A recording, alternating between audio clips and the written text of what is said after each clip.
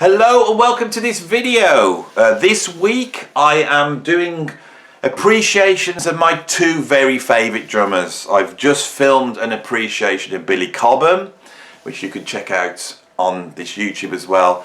And this video is going to be called 10 Reasons Why I Love NARADA Michael Walden. NARADA Michael Walden is, I think, my favourite drummer. Anyone who's watched this channel will know he creeps up over and over again in all my top 10s. I want to go through 10 albums I actually absolutely love. It's not the definitive 10 albums, but it's the 10 albums that I sort of grew up with that made me love this drummer. Why he's my favourite drummer, you know, and I just want to get in to just appreciating this incredible musician and a musician that is unique. He's unique amongst jazz fusion musicians, but we'll get into that. I've just this morning watched the whole 2-hour podcast by Bendian with his interview with NARADA Michael Walden. I find NARADA such an inspiring person as well as an incredible musician, and I really want to try and get to what that is, what the quality he's got that for me sets him apart from everybody else, and why I really hold him in such high regard.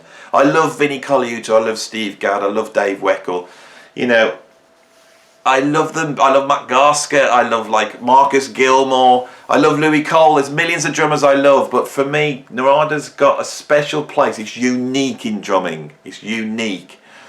So where do we start with this? Well, let's start with his debut album, the album that launched him onto the world, Apocalypse by Mavish Nuksha. If you want to hear me talk about this album, there's a whole video on this album. But in this context, what's interesting is he's taking over from Billy Cobham. I've just shot a video about Billy Cobham. Billy's why I'm here. Billy is the drummer that really lays not only the foundation for the Mavish Nuksha, but he lays the foundation for jazz fusion and rock drumming. He's one of the most important drummers that ever lived. And he was integral to the importance of the Mavish Nuksha. So when he goes, imagine the expectation on the drummer that's about to take over. And who does John McLaughlin go for? He goes for a 20-year-old kid. Right? And then he takes that 20-year-old kid and he sticks them in. Where was this recorded? I'm pretty sure it's Air Studios in London, with the London Symphony Orchestra, with George Martin producing, with Mike Gibbs doing the arrangements, with Michael Tilson Thomas conducting, in the Mavish Nuksha with John McLaughlin and John LaPonte playing live, right? And on the first track, NARADA comes in and does what is perhaps the greatest introduction that any drummer has ever done in the history of drumming. You know, on the first track doesn't feature drums, but when he finally kicks in on the second track, Vision is a Naked Sword, it's a drum solo from NARADA. And at that point, now, me as a Mavish Nuksha fan, I bought the first 3 albums, and then I went and got this one. And I took it on, thinking, well, I knew who NARADA was, we'll get to that, but you know, for me it was like, what's this guy going to be like in the Mavish Nuksha? He can't be like Cobham. Well, within the first 50 seconds, you know, we're dealing with something else. NARADA's, the reason why I love him so much is his spirit. And one of the things I get when I listen to NARADA, and I get this from other drummers as well, is that some drummers are amazing, and when you hear them, they're so good they make you feel bad, because you think, oh, I can never play like that. They sing so incredible. But when NARADA plays, it's so incredible, but it inspires me to play. Because however impossible what he's doing is, I feel his commitment to his individuality as a human being, you know, coming out in the music. And it's telling me, Andy, do what you do. That's what I hear from him. And when you watch the interviews with him, that just beams out of him. There's a commitment to music. But let's get into that at the end of the video. I'm going to get further in. But I think it's so apparent on this first album. Okay. Of course, he follows that up, which is, in my opinion, the greatest album ever made. This is the greatest Mavish Orchestra album. Sorry, I've been doing this channel and getting criticised for not saying that In a Mountain Flame is. I said Birds of Fire was the greatest album, but the more I talk about this stuff, I think, you know, to give McGofflin his due, he forms the Mahavishnu and he's just breaking down barriers, pioneering, innovating, and he's moves towards this, which is the absolute peak, which is a true orchestral Indian classical jazz rock funk influence fusion. It's pure fusion, and Narada Michael Walden is just sublime on this. Not going to talk about it anymore. If you want to hear me talk about it, go and check that video. I've got a whole video on that album. Nordic occupies a really strange position in the sort of John McGofflin history. Is that McGofflin seems to place a lot of faith in Narada. He includes his compositions on the album, and this album almost becomes a Narada Michael Walden John McGofflin album. Narada's much more visible here than I feel even John McGofflin album. This has always been a troublesome album for me, but in terms of Narada's drumming on here, it's incredible. One of the greatest drum sounds, one of the greatest drum performances. He's playing on All in the Family. He's playing on The Way of the Pilgrim. That beat at the beginning of Way of the Pilgrim is just sublime. And although this is a little bit of a problematic album, and if you want to know why I find it problematic, go and check. I've got a whole video on this. It's problematic because John McGofflin seems to be not that present on this. I know Narada's said the opposite. When you hear him talk about it, it seems like it was an incredible experience. I'm just going from my listening experience. But on the track Miles Out, that's the Mahavishnu Orchestra at its most extreme. And that track, even if you took the rest of the album away, it is absolutely incredible. It's everything that John McGofflin did, this sort of, as Narada says on this video with Greg Bendian, it's the post-Coltrane, post-Hendrix sound. And he does it there more than anywhere else. It's an incredible track. This album is full of incredible moments. It's beautifully produced. Just for me, next to the other Mahavishnu Orchestra albums, not quite in the same league, but as a moment for Narada Michael Walden, very, very important. Right now, at this point in the mid-70s, he is up there as one of the great jazz fusion players, and there's a whole host of sessions he does that I haven't pulled out. I nearly pulled out the track Marching Powder by Tommy Bolin. That's a fantastic Narada Michael Walden moment, without a doubt. But I've just pulled a few out that don't get mentioned. So here we have one of the most important jazz fusion albums ever made. I really need to do a video just on this album, I think, because it's that important. Jaco Pastorius' debut album. And of course, we all talk about Donna Lee and Portrait of Tracy, and Used to Be a Cha-Cha, all these incredible bass things that Jaco does on here. Continuum, they're all the famous tracks. But second track in, we have a full-on R&B track featuring Sam and Dave, Come On, Come Over, featuring the incredible drumming of Narada Michael Walden, because of course Narada was there with Jaco. He was there. I think he got or helped get Jaco the gig with Weather Report, and we'll come to that in a minute. But here, he's just burning. I've always loved his drumming on that.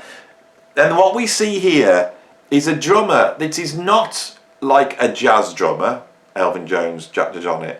He's not like a funk drummer like Clyde Stubberfield. He's not like a rock drummer like John Bonham or Mitch Mitchell. Narada Michael Walden is completely comfortable in all those areas, genuinely comfortable. I know Jack DeJohnette could play heavy metal if he wanted, right? And I know Ian Pace, could play jazz if he wanted. But you're aware that they're in their little compartment, so that's what they do. Narada's not like that. He is embracing the whole lot. And here we hear him playing some incredible R&B drums. This is a guy that's listened to as much Stevie Wonder as he's listened to Elvin Jones, and you can hear it on that track. Right. I recently did my top 10 jazz fusion tunes of all time, and in at number 1 was Lead Boots off here. But for NARADA fans, this is essential. You know, he's playing on Lead Boots, he's playing on Sophie, he's playing on what's it called, Come Dancing, and what's the other one he's on? Play With Me, of course. All the drumming on there is just the best drumming ever, right? Who else is drumming on here? I know he doubles up with Ed Green on Come Dancing, and then the other drum on here is basically Jan Hammer, and Jan Hammer's incredible on this as well. So you get Jan Hammer's incredible drumming on Blue Wind, but and oh yeah, Richard Bailey is on 2 tracks, who's the drummer off the Blow by Blow, which is the album before, and he's a fantastic drummer. But NARADA on here, this is the first album I ever heard him on. This is where I discovered him. I think that the drumming on Lead Boots is the greatest drumming of all time. I think Lead Boots is the greatest jazz fusion tune of all time. But his drumming on Play With Me and Sophie is also some of the best jazz fusion drumming of all time. I think if Lead Boots wasn't on it, I may well be saying he's playing on Play With Me or Sophie was equal. It's just incredible. If you haven't heard NARADA on this, then, and you're a drummer especially, go and check him out. You know, so many reasons why you've got to love this guy. So, another session, right? He crops up on a track here on Exposure, and it is called, right? Where is it? Because it's quite hard to pull the tracks out on here. When you listen to this album, it's got lots of different tracks on, but the tracks sort of bleed into one another. I'm pretty sure it's the track Breathless he's on. It doesn't. I can't see where it says, but it's. I can't see. Sorry. As you know, I jump into these videos. Everything that's coming out is coming out of my memory, which can get a bit hazy. I'm pretty sure it's Breathless, which is sort of King Crimson with NARADA Michael Walden on drums, which of course is the best King Crimson. Sorry, I love the bloke. I just love him. He's my favourite drummer. When I heard he's playing on that, the way he was using double bass drums, because up until then double bass drums had been used very sparingly, except for the sort of thugger-dugger Ginger Baker approach. Drummers didn't really know how to use them. Cobham was used them in interesting ways. But the other way of playing double bass drums, I think, has its roots here on this track, and sort of also some of the Terry Bozzio stuff, and of course Tommy Aldridge, stuff like that. But it's a very important track for me when I heard him playing the double bass drums and the way he played that, and I decided to go for that approach. This is one of the great, if I can get the great progressive rock albums of all time. It's one of Fripp's great albums. I haven't talked about King Crimson enough. They're one of my favourite bands, you know, so any reason to bring this up. But yeah, if you want to hear NARADA with Fripp, check that album. Another great 70s session. Now, of course, another incredible session job he did was playing on this album here, Black Market. Now, this is the power of NARADA, right? He's on the track Black Market. He's not on it all the way through, right? The track opens up with Chester Thompson, and you get all that.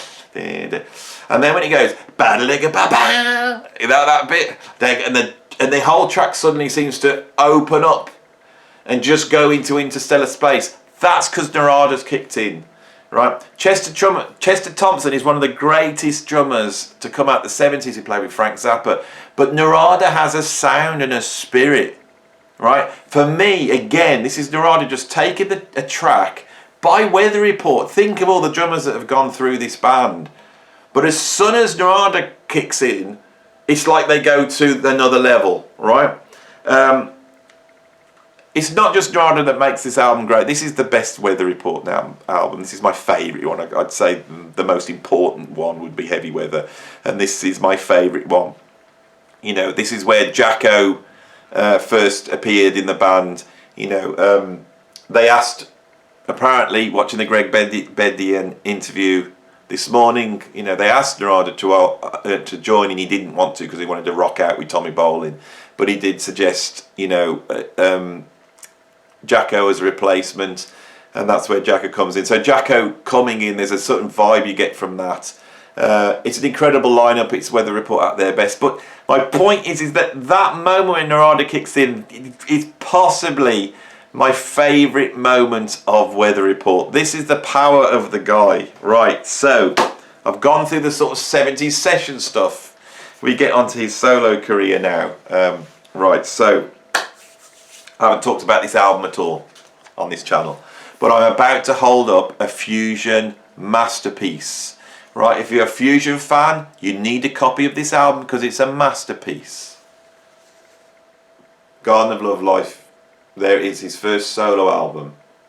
Right, everything we've talked to, right, his compositional approach, his drumming, all the musicians he's worked with, and all the orchestral things he's done in the Mahavishnu, all these things, Narada sort of packages up, and he presents on this album. Now I knocked Inner Worlds a little bit. Now the reason is that I think this is better than Inner Worlds. It's just much better than Inner Worlds. This, if the last minute Mahavishnu album had been this, that would have been an incredible end. It's almost like in there for me. The guitarist Ray Gomez is really important to the making of this album.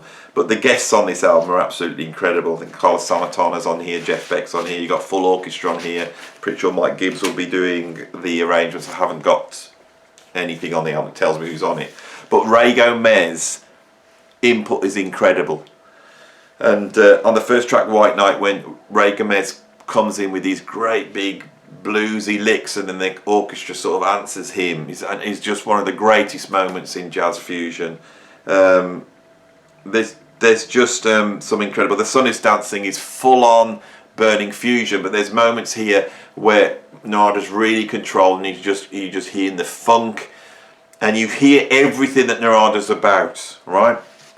Because Narada's about something else. So I have a few minutes to finish off.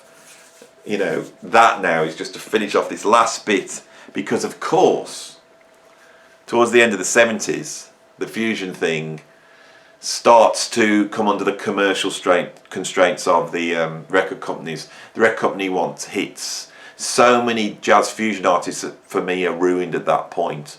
But Narada is more than just an incredible jazz fusion drummer. He's an incredible composer, and like I said, he's got this much wider vision of who he is as an artist. And so his understanding of rock music, and especially pop music, is incredible. And so he starts to write commercial music. Here's one of those albums. Now I absolutely love this because he's a master of this. So many jazz fusion guys try to do it, but they can't do it because they don't understand pop music.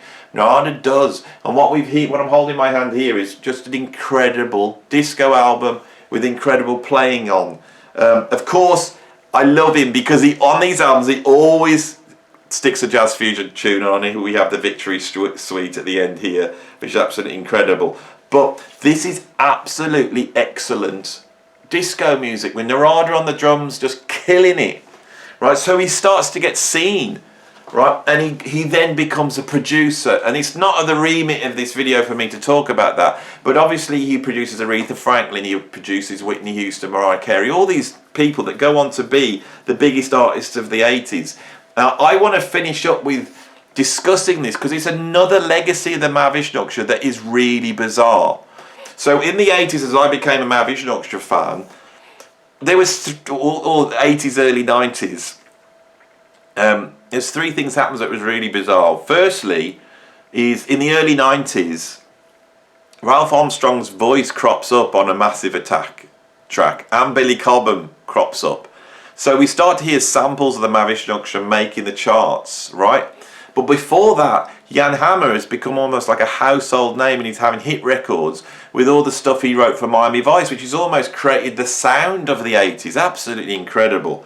But the most bizarre thing was one day I'm sat there watching Top of the Pops, and my favourite drummer of all time crops up and performs his new hit record. There's Narada in the 80s as a pop star.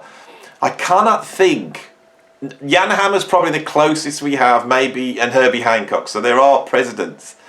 But Herbie, of course, is sat behind the keyboards and he's got that vocoder thing on. Jan Hammer's just a composer in the background.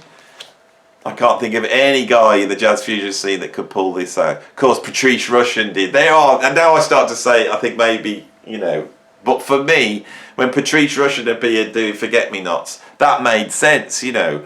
But for my favourite drummer to appear on Top of the Pops performing this is a full-out 80s pop album. But of course, right at the end, he does the track We Still Have a Dream, which has probably the greatest drum fill of all time. And I just love the way he does that. So anyway, I cannot tell you how much I love the guy.